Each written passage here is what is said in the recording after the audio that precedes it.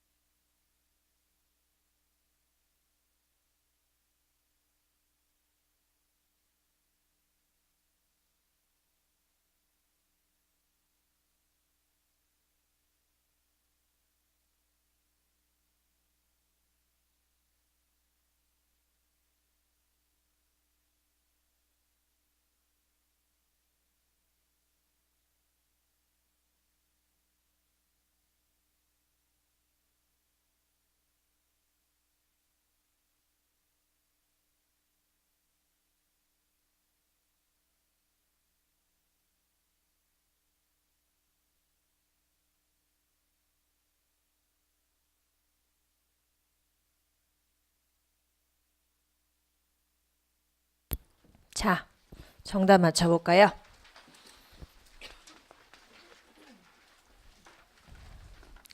자, 1번 정답 3, 2번 4, 3번 1, 4번 2, 5번 4, 6번에 2번, 7번에 3번, 8번에 2, 9번에 1, 10번에 2번입니다.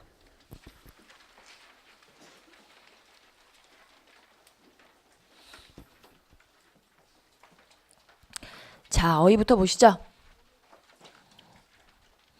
pleasant, 이거는 기분 좋은, 기쁜. expressive, 표현력이 풍부한.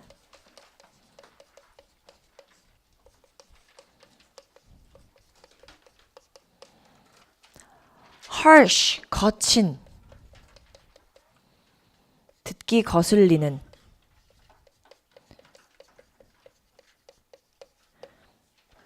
밑줄 친 strident란 단어가 거슬리게 하는 이란 뜻이에요. 거슬리게 하는. 살짝 넣어서 해석 좀 해볼게요. demeanor, 이건 태도란 뜻이죠. 그녀의 아주 차분한 태도랑은 반대로 미스 피어스 씨는 놀랍도록 거슬리게 하는 목소리를 갖고 있다. 자, harsh란 단어랑 가장 비슷한 맥락이고요. whiny라는 거는 요거는 징징대는 거예요. 징징대는. 투덜거리는.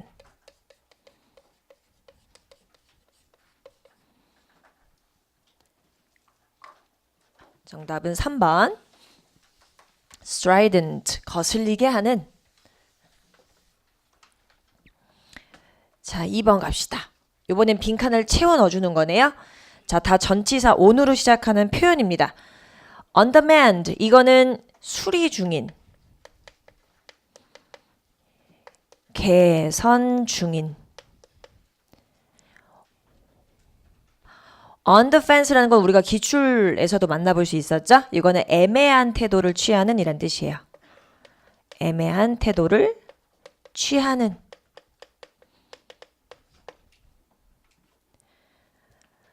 펜스 위에 올라서서 여기도 안 가고 저기도 안 가고 갈팡질팡하고 있는 상황을 얘기했었죠. on the wane, 이거는 줄어드는 중인,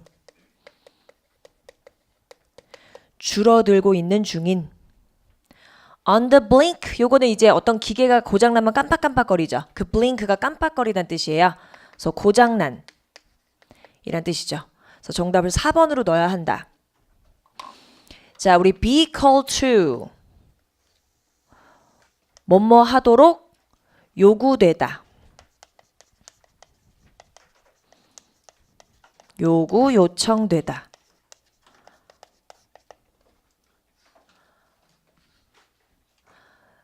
우리가 보통 무엇을 하도록 요청하다라는 표현으로서 여러분 알고 계신 게 call for죠. call for. 근데 for는 전치사잖아요, 여러분. 그러니까 전치사가 왔으니까 뒤에는 누가 붙을 거예요? 명사가 오겠죠. 근데 지금 같은 경우는 거의 사실 해석상에는 거의 큰 차이가 없어요. 똑같아.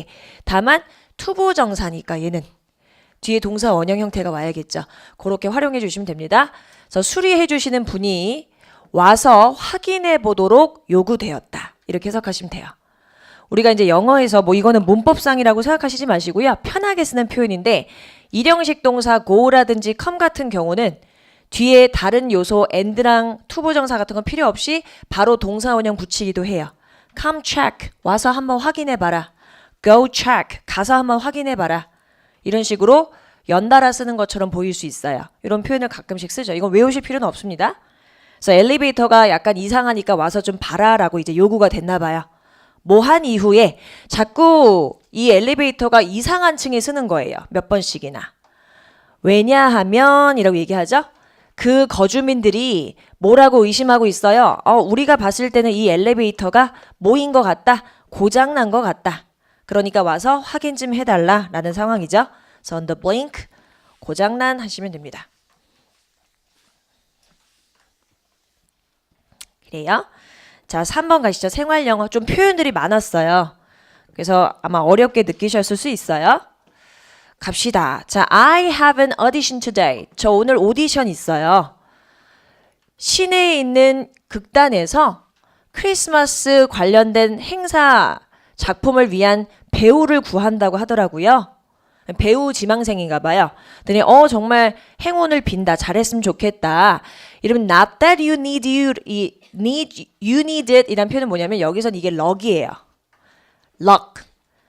정말 행운을 빌어. 그리고 나서 이게 무슨 얘기냐면 너가 행운을 필요로 하진 않겠지만 이런 뜻이에요. 그 얘기는 이미 너는 행운이 충만한 애니까 굳이 내가 빌어주지 않아도 이미 넌 잘 될 거지만 이거는 좋은 말이에요, 여러분. 너는 행운이 없어. 이게 아니고 좋은 말이에요.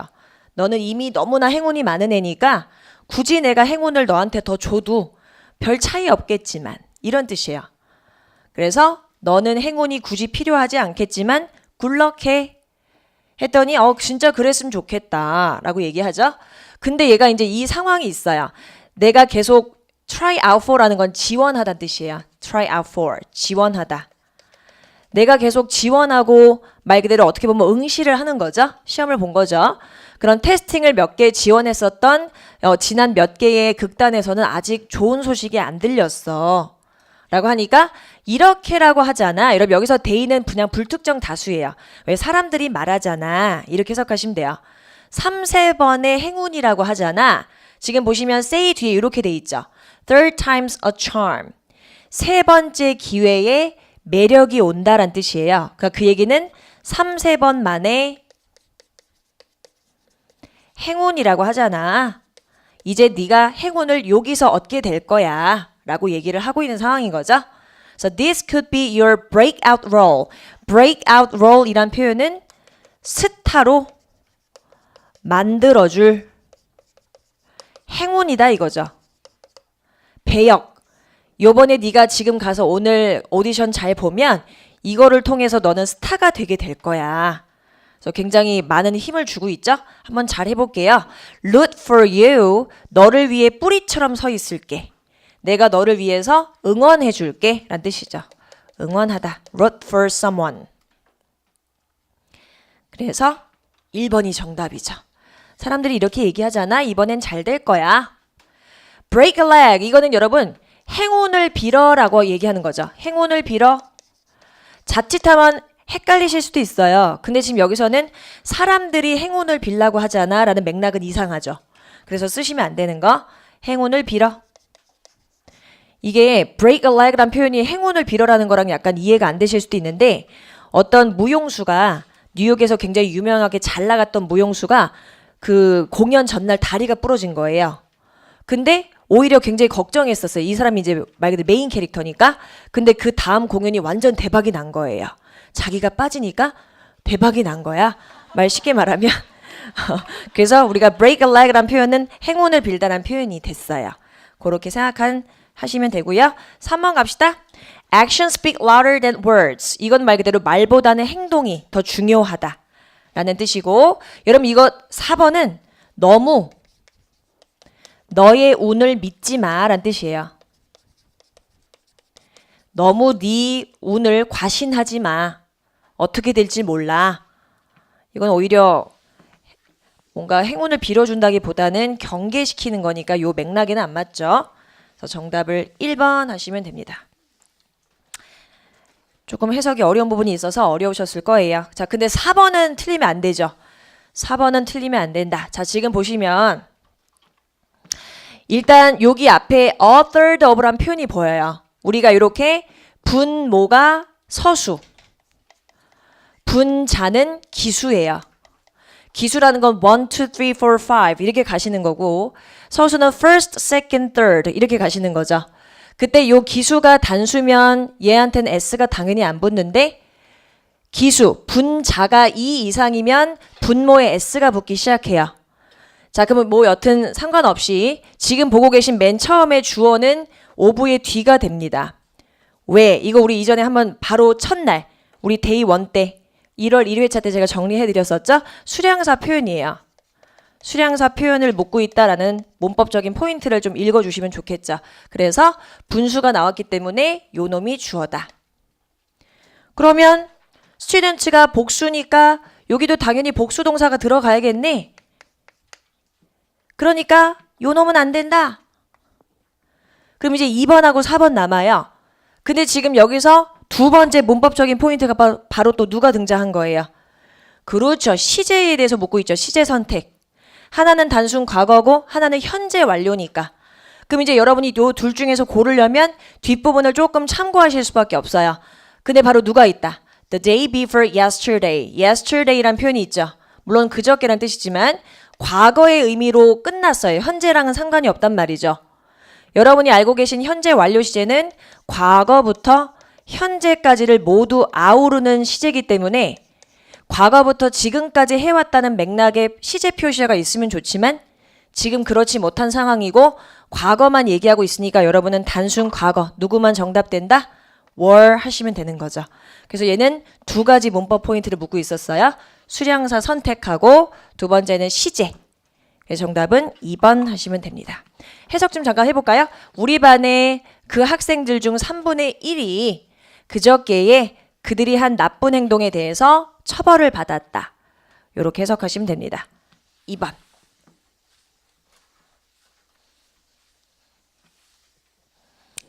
그래요. 자, 5번 가시죠. 영장문 잘못 옮긴 거. 지금 보니까 여러분 다 가정법 아니면 조건이에요. 가정법 아니면 조건인데 일단 1번 보시면 1번에 우리 별표를 크게 해야죠. 왕별. 자, 일단 잘못 옮긴 거였고 여러분은 맞는지 틀린지를 구분해 주셔야 되는데 1번은 여러분 일단 as if가 크게 보이셔야 해요. as if를 네모를 딱 쳐봅시다. 자, 우리 as if 가정법은 기존의 다른 가정법과는 조금 달랐었어요. 얘가 뭐가 달랐었냐면 as if 가정법은 주어진 한국말이 있다면 한국말과 as if 가정법의 문장을 비교하시는 거죠. 즉 매칭을 하시는 거예요. 한국말이 적혀 있는 그대로 가정법이 표현이 되어 있는지. 제가 이 얘기를 하는 이유는 절대로 as if라는 가정법이 나왔을 때는 as if 뒤에 있는 이 공식과 공식의 시제 표현과 주절에 있는 시제 표현을 맞출 필요가 전혀 없다. 얘네 둘은 서로 절대 무관해요. 여러분은 한국말과 as if 구문만 맞춰주시면 됩니다. 자, 그럼 보세요. 그녀는 이전에 블라블라블라 없었던 것처럼 행동하고 있다. 일단 서술어 본동사부터 한번 잡아봅시다. 행동하고 있다라는 건 현재 진행이죠. 그럼 현재 진행으로 써 있는지 보는 거야. She is acting. 현재 진행으로 쓰고 있죠. 그럼 이건 오케이. 통과해요. as if 뒤를 봅시다. 그녀는 이전에 그를 한 번도 만난 적이 없었던 것처럼 그들을 한 번도 만나지 않은 것처럼 이라는 해석은 현재로 해석되고 있으니까 과거 시제가 써 있었어야 해요. 근데 얘는 만난 적이 없었던 것처럼 그럼 지금 이건 무슨 시제로 해석되고 있어요? 과거 시제로 해석되고 있잖아. 과거 시제로 해석되고 있죠. 우리가 어시라는 이 어미는 과거형 어미니까 과거 시제를 표현하고 있다. 그럼 우리가 가정법에서 과거 시제로 해석되고 있다는 얘기는 무슨 표현으로 어떤 시제로 표현이 되어 있어야 돼요? 그렇죠. 과거 완료. 헤드 PP가 보여야 돼. 과거 시제로 해석을 해주려면 헤드 PP로 표현을 해주는 거죠. 그럼 헤드 PP가 맞는지 보는 거야. 맞네? 그럼 오케이죠. 그러면 그녀가 그를 이전에 한 번도 만나본 적이 없었던 것처럼 지금 행동하는 중이네가 됩니다. 되셨죠? 이 두 개를 매칭하시는 게 절대로 아니에요. as if는 이렇게 매칭하시는 겁니다. 한국말과 영어 문장. 그래서 1번 굉장히 중요해요. 잘 기억해 두시고 자 2번 가시죠. 우리 what if는 제가 여러분 이론 시간에 설명을 해드렸었어요. 사실은. 근데 좀 오래 지나긴 했죠. 다시 한번 설명드릴게요. what if라는 건 일단 가정법 관용어구라고 얘기해요. 우리나라 말 단어 자체 모르셔도 괜찮아요. 제가 얘기하고자 하는 건 뭐냐면 what if라는 건 말 그대로 아직 일어나지 않은 일에 대해서 한번 가정을 해보는 거예요. 야, 이렇게 하면 어쩌지? 근데 일어난 일에 대해서도 가정해 볼 수는 있겠죠.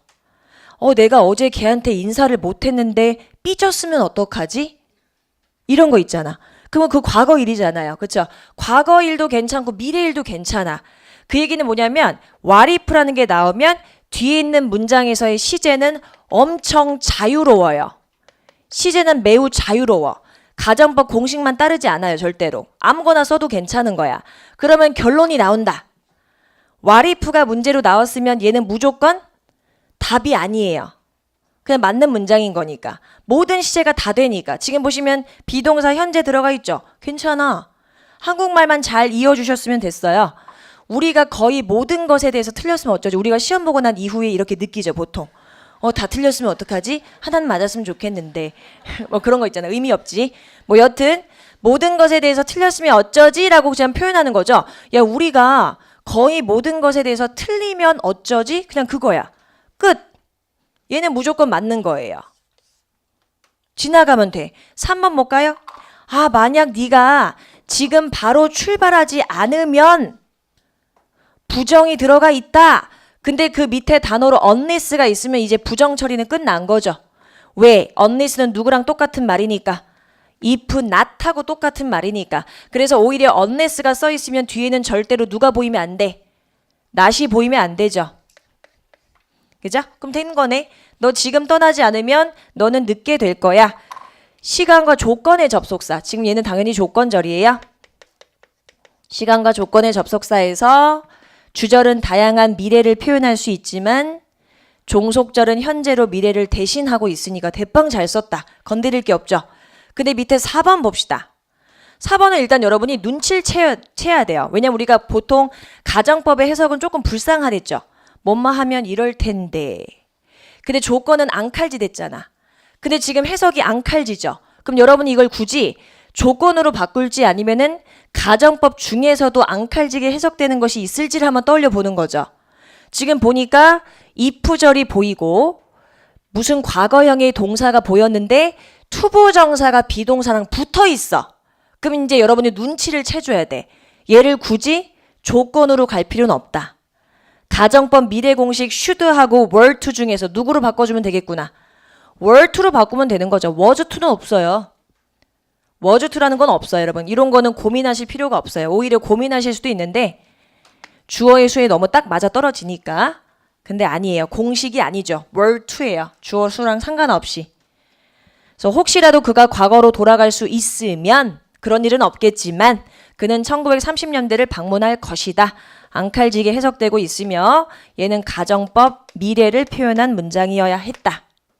정답은 4번이죠. were to. was to는 없습니다. were to.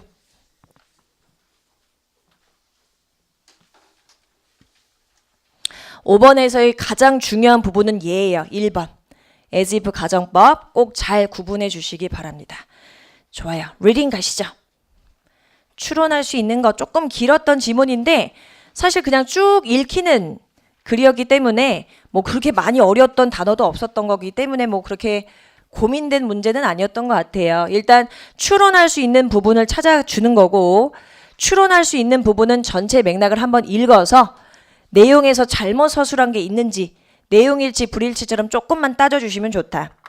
가시죠. 유럽에 대해서 사람들이 대부분 생각할 때 우리 유럽 딱 떠올리면 약간 좋은 이미지가 좀 있죠. 물론 최근에 테러도 있었지만 그래서 뭐 파리라든지 롬이라든지 암스테르담 같은 걸 막 떠올려요. 그러나 대부분의 이러한 아름다운 곳 중에 일부는 사실은 뒤에 여기 있죠. 가장 아름다운 유럽에서의 일부의 장소가 조그만 도시인 델프트에 있대요. 우리가 보통 아름다운 곳이다라면 요런 데를 떠올리는데 사실 이런 것도 있다고 소개하고 있죠. 델프트를 소개하고 있어요. 델프트라는 거는 네덜란드의 남부에 위치해 있고요. 그리고 기차로 암스테르담에서 한 1시간 정도 거리밖에 안 된대요. 그럼 이제 우리가 여기서 알게 된 소재는 델프트가 되게 이쁘대 이거예요.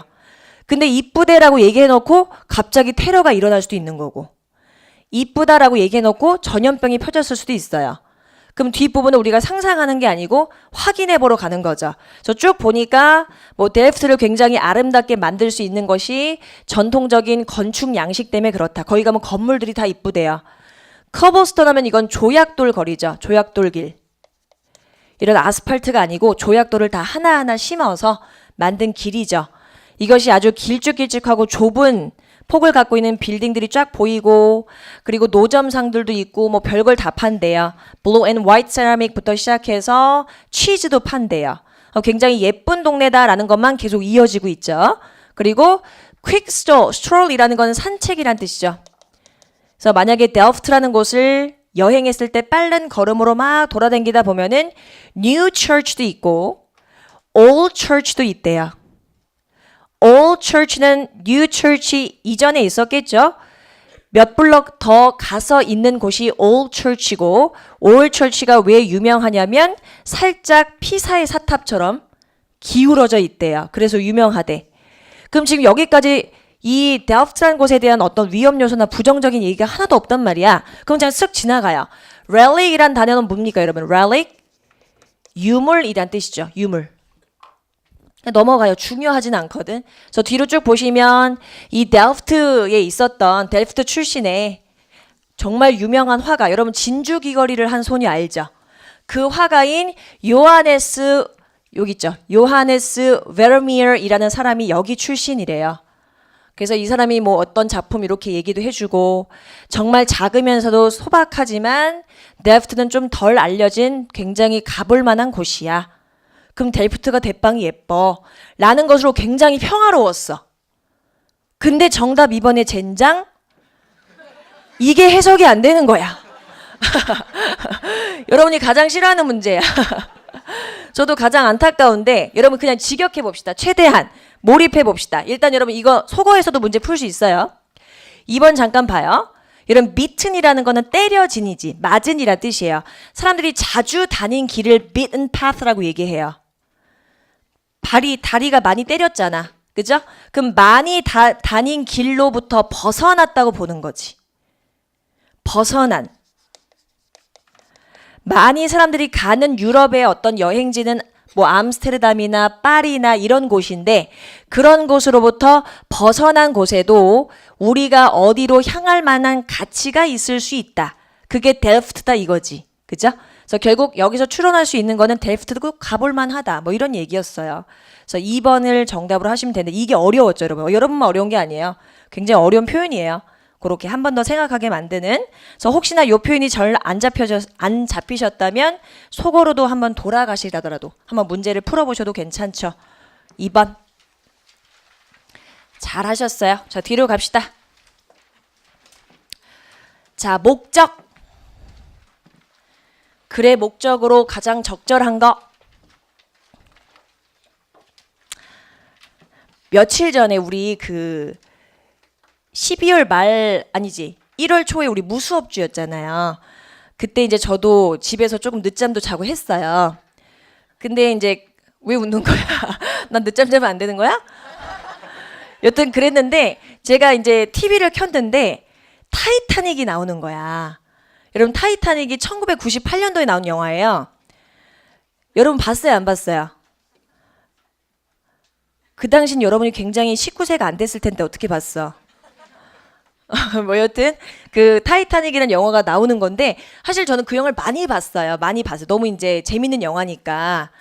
근데 제가 그걸 딱 봤는데 채널을 끌 수가 없었어. 왜냐면 그때 가장 아름다웠던 디카프리오가 완전 그때 전성기였거든요. 너무 예뻤어, 그 사람이. 지금은 완전 그래요. 지금 굳이 얘기하지 않을게요. 근데 이제 그 영화를 봤는데 제가 이걸 지문을 공부하면서 그게 생각이 났어요. 거기서 이제 배가 침몰하잖아요. 그렇죠? 타이타닉호가 침몰하는데 그게 이제 원래 타이타닉호가 굉장히 큰 배기 때문에 그 구명 그 배가 사실 굉장히 많이 실을 수 있었대요. 실을 수 있었는데 과신한 거죠. 우리 배는 절대 망가질 수가 없다. 그리고 1등석 승객들만 먼저 구조하라는 그런 명이 있었대요. 그래서 굉장히 욕을 많이 먹었었죠. 그래서 배를 원래는 400척을 실을 수 있는데 200척만 실은 거예요. 구명 보트를. 그래서 그게 다 많이 죽었죠, 사실은. 근데 거기서 이제 그 디카프리오가 로즈죠, 로즈. 그 당시 여자 그 케이트 윈슬렛이 로즈라는 이름이었거든요. 그래서 로즈를 이제 데리고 겨우 이제 조그만 부서진 갑판 위에다 로즈를 올려놓고 자기는 덜덜 떨면서 이제 있는 거야. 그 바다 속에서. 그래서 이제 그 로즈가 약속하지. 제가 지금 이 얘기를 왜 하고 있는지 모르겠는데 그냥 들어요. 자꾸 얘기가 길어지네. 제가 꼭 살게요. 막 이렇게 얘기하거든. 그래서 그때 걔가 이제 얘기하는 게 막 이러거든. 저는 그래서 그 얘기를 가끔 해줘요. 근데 그때도 이제 여러분 그 1등석 승객들을 태운 배에 여분이 있었대요. 몇 명을 더 태울 수가 있었대. 근데 그 배가 지금 빠져있는 사람한테로 안 간 거야. 왜 안 갔냐면 배가 가면 다 막 올려려고 난리가 나겠죠. 그래서 안 갔다는 거예요. 그래서 거의 뭐 1,500 몇 명 중에서 한 400 몇 명만 살고 나머지 다 죽었잖아요. 얼어서 죽었잖아요. 그런 얘기가 좀 떠올랐어요. 뭐 여튼 이제 들어갈게요. 제발. 자, 목적입니다. Imagine that. 자, 한 보트가 수백 명의 사람을 태우고 있는 배가 전복되었다는 걸 한번 상상해 보자 이거죠. capsized. 전복되다. 수백 명의 사람들 가운데 40명 정도는 럭키하게 살아남았어요. 근데 이 40명이 50명분에 해당하는 식량이나 여러 가지 자원이 실린 배에 40명이 탄 거죠. 그러면 10명분의 여분이 있는 거잖아요. 그렇죠? 근데 반면에 다른 사람들은 다 완전 절실하게 어떻게든 살려고 발버둥 치고 있었어요. 이런 상황입니다. 그러면 이 라이프보트에 탄 사람들은 일단 이 몇몇 사람들을 구조할 수 있는 공간을 갖고 있음에도 불구하고 약간 주저하죠. 지금 제가 얘기한 것처럼 혹시나 너무 많은 사람을 태우면 자기네들까지도 목숨이 위험해질까봐 뭐 식량이라든지 물이 양이 finite 한정돼 있으니까 고민을 하고 있는 거죠. 그리고 그들은 어떻게든 오랫동안 이러한 평화로운 상태를 유지하고 싶기도 할 거예요. As grim이란 단어는 끔찍한, 우울한이란 뜻이죠. 이거 2017년 4월 국가직에 나왔던 거랑 똑같다. as랑 as가 두 개 있으면서 분명 동등비교의 모습인데 문장 맨 앞에 나가서 접속사가 되어 있으면 얘는 부사절 접속사로 양보의 뜻을 전달한다. 뭐뭐임에도 불구하고 뭐뭐이지만이라고 해석하죠. 그러면 이 시나리오가 정말 우울하고 끔찍하긴 하지만 이런 일이 실제로 있다면 얼마나 끔찍하겠어요. 끔찍하겠지만 우리 지구에 한정된 이런 수단이나 여러 가지 자원들이 이걸 자원이라고 해석합시다. 과거부터 지금까지 비슷한 딜레마를 계속 야기시켜 왔대요. 그래서 얘기를 이제 크게 현실적인 얘기를 하기 시작하죠. affluent nations는 말 그대로 부자 나라다. 중국이나 미국 같은 나라들. 이런 부자인 나라들이 종종 자주 뭐 하게끔 강요받냐면 deliberate over 이라는 건 고민하다란 뜻이죠. deliberate over. 여러분 그 뒤에 over 뒤에 여러분 if라고 써 있죠. if를 whether로 바꿔주세요. 전치사 뒤니까 whether로 써줍시다. whether부터 시작해서 여기까지. 그죠? and를 이용해서 명사 절 두 개인데 접속사 두 개를 아예 그냥 병치를 해버렸죠. 반복된 부분이 뒤에 길다 보니까. 그래서 이런 부자인 나라들은 계속 고민할 수밖에 없는 거예요. 왜? 눈앞에 빤히 보이잖아요. 자기네들은 살이 찌고 있지만 아프리카나 저기 중동에 있는 사람들 막 죽어나가니까. 그래서 whether 할지 안 할지 그리고 어떻게 그들이 갖고 있는 이러한 원자재를 수십억 명이 있는 필요한 사람들에게 분배를 어떻게 해야 될지에 대해서 계속 고민을 하고 있는 거죠. 그리고 making this decision, 이러한 결정을 내리는 것이 뭐뭐 하게 될 뿐이다. become more difficult as 뭐뭐 하면서 이러한 자원들이 계속 시간이 지나면서 고갈되는 상태가 되어 가겠죠. 고갈되게 되면서 결정은 더 어려워지는 거예요. 조금밖에 안 남기 시작하니까 더 배분하기가 힘들어지는 거죠. 놓고 싶지가 않으니까. So it is an unfortunate reality that 결국 이것은 굉장히 안타까운 현실이다. that 이하가 현실을 동격 설명하고 있죠. not every는 부분 부정이죠. 부분 부정. 그래서 모든 지역이 다 bountiful, 윤택한. 모든 지역이 윤택하지 않다는 것은 모든 지역이 다 윤택한 건 아니라는 것이 너무나 안타깝다. 이렇게 얘기하고 있는 거니까 결국 목적은 좀 자원이 풍부하거나 고루고루 다 잘 살면 좋은데 라멘트라는 거는 한탄하다라는 뜻이잖아요. 그래서 균형 잡히지 않은 자원의 어떤 가용성을 두고 한탄하기 위해서 이 글을 적었다. lament, 한탄하다. 나머지는 여러분 뭐 emphasize, illustrate, criticize 다 아시는 단어니까 지나갑니다. 정답은 3번. 가시죠. 8번. 일치하는 것. 자, 우리 일치하는 거 괜히 좀 어려워 보였지만 사실 단서가 굉장히 명확하게 있었죠. 초록색 부분. 나머지 우리 1번 같은 경우는 여러분 1번 요거 아니고 여기입니다. 1번. 요렇게 여기서부터 요까지 요게 1번의 단서. 일치하는 거 고르시는 부분이었고 정답은 2번이었습니다. 자, 2번부터 살짝 볼게요. metaphysical이라는 건 뭐냐면 형이상학적인 이란 뜻이에요. 근데 혹시 모르셨어도 괜찮아요. 그냥 이러한 색채를 지닌 시인들이 어떤 식의 풍조의 글을 적었구나, 썼구나 요거만 아시면 되기 때문에 굳이 저 단어의 정확한 뜻을 모르셔도 괜찮아요. 해석해 봅시다. 형이상학적 어떤 이런 시의 풍조를 추구하는 시인들이 pondered, 굉장히 애정했다, 좋아했다. 깊은 철학적인 어떤 질문을 굉장히 좋아했다. 무엇을 통해서? 유머와 말장난, wordplay. 말장난을 통해서. 이건 우리가 지문에서 찾을 수가 있거든요. 어디? 여기 있잖아. 한번 앞에서부터 쭉 가볼까요? 요거 있는지? 그래요. 갑시다. 자, 17세기에 영국의 시인들의 모두가 그런 건 아니에요. small number이라고 얘기했거든요. 영국 시인들 가운데 일부만 뭐 하기 시작하냐면 that 이하한 시를 출판하기 시작했대요. 굉장히 여러분 기존에 그 당시에 있었던 시의 스타일과는 divergent, 벗어난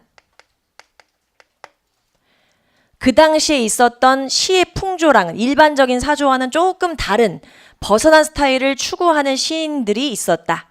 그럼 1번 보시면 여기 있죠. Metaphysical poets included many references. 여기 아니구나. 여기 있다. 이 3번 여기 있네요. 이거 3번에 대한 단서인데 죄송해요. 1번이 아니고 3번이다. 이렇게. 3번부터 살짝 봅시다. 이 형이상학적 시는 그 당시에 17세기의 대부분의 시인들에게 굉장히 일반적인 사조였다. 그건 아니잖아. 3번에서 우리가 찾을 수가 있었죠. 그래요. 잘 찾으실 수 있었고. 다시 앞으로 갑시다. 자, 밑에 보시면 이 라이팅이 바로 metaphysical poetry라고 불리우는 어떠한 글쓰기 방식인데 뒤에 보실게요. contain none of the illusions. illusions라는 건 여러분 말 그대로 환상이죠. 무엇에 대한 환상이냐면 고대의 어떤 신화적 이야기라든지 자연에 대한 어떤 환상이 전혀 포함되지 않았다 이거지. 형이상학적 시는. 그리고 고대의 이런 신화적인 얘기나 자연에 대한 이야기는 그 당시에 많은 대중들에게 많이 어필했었던 소재인데 이걸 하나도 포함하지 않은 것이 형이상학적 시다. 가볼까요? 1번. 뒤에 이 시인들은 굉장히 많은 참조를 통해서 참고자를 통해서 이것과 이것을 그들의 작품에 포함시켰다. 아니잖아. 아니라고 얘기했었죠. 그렇죠? 그러니까 우리는 이걸 아니다라고 갈라내실 수 있어요. 대신에 형이상학적 시들은 굉장히 질문을 던지죠. inquire, 질문을 던지곤 했대요. 이러한 많은 소재에 대해서 야, 도덕성이 뭐냐? 신이 존재하냐 마냐? 인간이 우주 안에서 위치가 어느 정도 되냐라는 것에 아주 심오한 질문을 던졌대요. 자, 여기 다 봅시다. 이러한 질문이 race는 여러분 뒤에서 이렇게 수식해요. 형용사예요. pp, 동산 여기 있습니다. 그 당시에 이렇게 올려진 질문이니까 그 당시에 시인들이 했었던 머릿속에 떠오른 이러한 질문들이 심각하고 아주 고심스럽게 다뤄지는 동시에 형이상학적 이런 시인들은 managed to express their thoughts, 그들의 생각과 느낌을 이렇게 표현했죠. as well as가 나왔으니까 뒤부터 해석해 봅시다. puns라는 건 여러분 말 그대로 라임 같은 걸 얘기하는 거예요. 말을 맞추는 거. 말을 맞추는 라임이라든지 혹은 우화적인 역설을 아주 현명하게 이용하고 똑똑하게 이용하는 걸 통해서 뿐만 아니라 굉장히 많은 재치를 통해서 심오한 주제를 다루려고 했대요. 말장난 같은 걸 통해서. 그래서 이 부분을 통해서 우린 정답 여기 있죠. 이 시인들은 깊은 철학적인 어떤 질문을 유머와 말장난을 통해서 하길 좋아했다. 2번은 우리가 정답으로 고르시면 되겠네요. 밑에 갑시다. 4번. They have also caught the public's attention by making long comparisons between two disparate라는 거는 굉장히 상이한, 많이 다른이란 뜻이에요. 그리고 대중들의 이목을 끌었던 이유가 뭐냐면 얘네들이 영혼이라든지 이슬 한 방울 같은 완전히 상이한 대상에 대해서 길게 비교한 글을 게재함으로써 사람들이 와 이렇게도 할 수 있구나 이목을 끌었대요. 4번. 형이사학적을 추구한 시인들이 긴 시를 썼다. 그래서 그 결과, 이건 결과로 해석하시면 좋아요. 리더들이, 이 독자들이 문법적으로, 문학적으로 이해하는 것을 어렵게 잠시만요. 독자들이 이거를 문학적으로 이해하게끔 하는 것을 의미하도록 일부러 긴 글을 썼다. 이건 아니었죠. 오히려 형이사학적인 어떤 소재를 가지고 이렇게도 길게 비교할 수 있다라는 걸 표현했기 때문에 4번은 잘못 서술했다. 그럼 결국에 2번밖에 없네. 그죠? 2번 정답하시면 됩니다.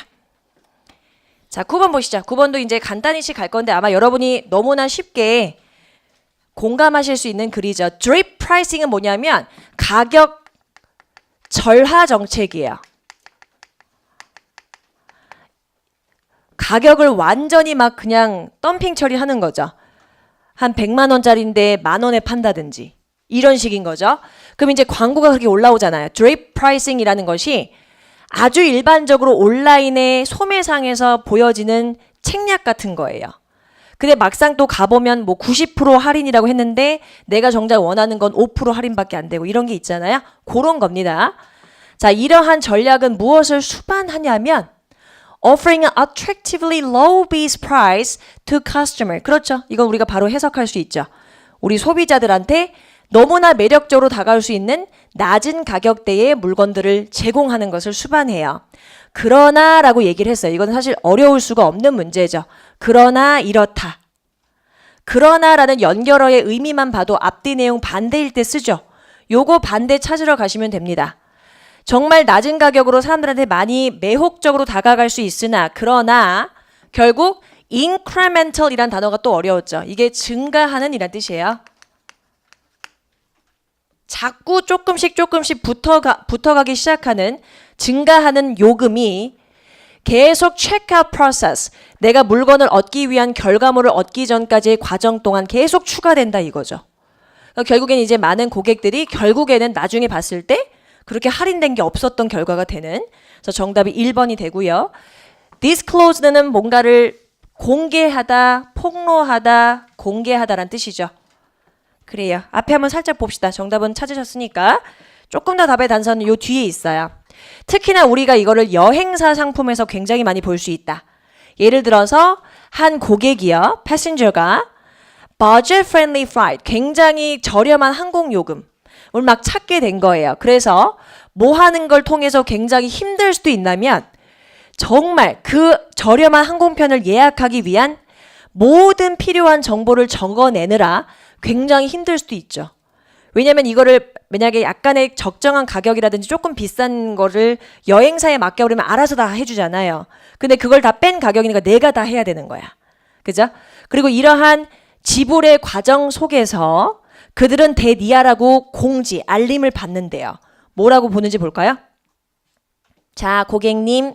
이거 요새 많이 들어봤는데 아마 지금 출근하셨을 거예요. 자, their preferred credit card. 그들이 좋아하시는 신용카드를 사용하시려면 6달러를 더 내셔야 됩니다. 라고 갑자기 띠링 오는 거야. 그러면 내 카드가 이미 거기다 등록돼 있으니까 이거 쓸 수밖에 없죠. 그리고 또 다른 3달러가 지불되셔야 됩니다. 왜? 저희 웹사이트 쓰셨잖아요. 이런 식인 거거든요. 그럼 계속 추가되고 있는 거죠, 결국에. 그 다음에 myriad라는 표현은 무수한, 많은 이란 뜻이에요. 무수하고 많은 추가적인 비용이 계속 축적돼. accumulate 돼요. 계속. 결국에 accumulate란 단어가 1번에서 incremental로 동의어로 paraphrase가 됐죠. 그래요. 그래서 저 1번에 있는 incremental 또 외워줍시다. 그래서 결국에는 마지막에 있는 수치, 가격은 상당히 다르게 될 거다. 뭐보다? 내가 맨 처음에 광고됐었던 가격을 봤었던 것보다 상당히 다를 것이다. 이걸 우리가 사실 많이 듣기죠. 경험하기도 하고요. 그래서 결과 정답은 1번. 자, 이제 마지막 문제 봅시다. 흐름상 어색한 거 별로 어렵지 않으셨을 텐데 우리가 무관한 문장을 고르시는 문제는 1번 앞을 기준으로 잡으시던지 혹은 1번까지 잡아 먹어서 2, 3, 4나 3, 4 중에서 고르셔야 되는 경우도 있어요. 지금 같은 경우는 2번 앞을 기준 잡으시고 무관한 문장 삭제 유형은 절대로 1, 2, 3, 4 중에서 틀린 걸 고르시는 게 아니었죠. 1, 2, 3, 4 다 맞아요. 다 맞는 내용인데 기준을 잡은 것에서 벗어난 걸 고르시는 겁니다. 갈게요. 자, 프랑스 혁명 기간 이후에 나폴레옹 보나파르트 아실 거예요. seize 무슨 뜻? 움켜쥐다라는 뜻이죠. 그러니까 여기서는 뭐 총괄하다, 뭐 통제하다,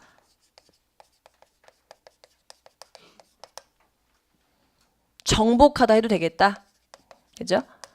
다 움켜쥔 거니까 권력을 확 움켜쥐었고 consulate란 단어는 프랑스 집정 정부를 얘기해요. 모르셔도 괜찮아요. 그러니까 프랑스 정부를 이끄는 지도자가 됐다. 그럼 넘어갑니다. Under his command over the next 15 years. 그리고 그가 권력을 차지하게 된 15년 동안 프랑스 군대는 나폴레옹이 이끌게 되는 이 프랑스 군대가 계속 전쟁을 이어나갔죠. One battle after battle 이란 거는 연전연승하다는 뜻이에요. 계속 전쟁하는데 계속 이기는 거죠. 기세등등 했겠죠. 자, 1번 봅시다. Eventually, 결국에 거의 유럽의 모든 지역이 either A or B였어요. 나폴레옹에 의해서 통치당하거나, 왜? 전쟁 끝났으니까, 그렇죠? 통치당하거나 그에게 동맹국을 신청하거나 혹은 그와 전쟁을 할 수밖에 없는 상황이 됐었다. 그러니까 다 전쟁통이었던 거예요. 15년 동안. 이게 기준이 되는 거고 2번 잠깐 볼게요. Concerned with the lack of an heir. 이거는 자손이란 뜻이죠. 후계자. 후계자가 없다라는 것을 고민하고 걱정하여 그는 오스트리아인이었던 공주 마리아 루이자와 결혼했다. 이거는 지금 우리가 전쟁을 하고 있는 상황과는 맞지 않죠. 근데 이 내용이 틀리지 않거든요. 루이자에게 눈 처진 여자 있어요. 그 여자하고 결혼해서 아들 낳거든요. 근데 이건 지금 여기서 원하는 요소가 아니었던 거죠. 그래서 2번 하시면 돼요. 3번 갑시다. 그러나 1814년에 나폴레옹이 마침내 defeated, 여러분 defeat라는 거는 뭔가를 처부수다, 이기다는 뜻이거든요.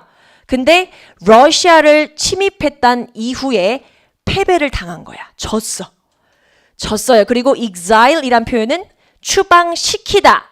근데 지금 여기 앞에 BPP가 병렬된 거죠. 이런 거 잘 보셔야 돼. 누구를 나폴레옹이 추방시킨 게 아니고 지가 추방당한 거예요, 지금. 그죠? 어디로 추방당했냐면 엘바섬. 그리고 이 엘바섬에서 그가 다시 한번 복귀할 계획을 혼자 막 세우죠. 4번, 이것에 대한 이어진 내용이니까 당연히 3, 4번은 떨어질 수가 없어요. During the famous 100 days, 100일 천하라고 얘기하죠. 100일 천하 이후에 그 동안에 그는 다시 프랑스로 돌아와서 새로운 군대를 막 훈련시켜요. 근데 오직 그 결과, 투부정사 앞에 온니가 보이면 결과를 의미하는 겁니다. 이런 거 알고 계시면 또 해석이 되게 부드럽죠. 그 결과 오직 다시 지게 될 뿐이었고 또 세인트 헬레나 섬으로 추방당할 뿐이었죠. 또 추방당했어요. He made one last attempt to prolong his dynasty by pushing to have his son named as emperor. 그가 마지막으로 이제 가진 카드가 뭐냐면 자기 아들을 황제로 올리면 자기 살 수 있잖아요. 그래서 그걸 막 밀어붙였는데 욕을 더럽게 많이 먹으면서 결국에는 그냥 헬레나 섬에서 죽죠. 그죠? 그래서 뒤에 이어서 내 있는 내용은 뭐 한때는 그가 굉장한 리더였는데 결국에는 섬에서 죽을 수밖에 없게 됐다. 이렇게 마무리가 됩니다. 자, 결국 무관한 문장 삭제는 2번이 정답입니다.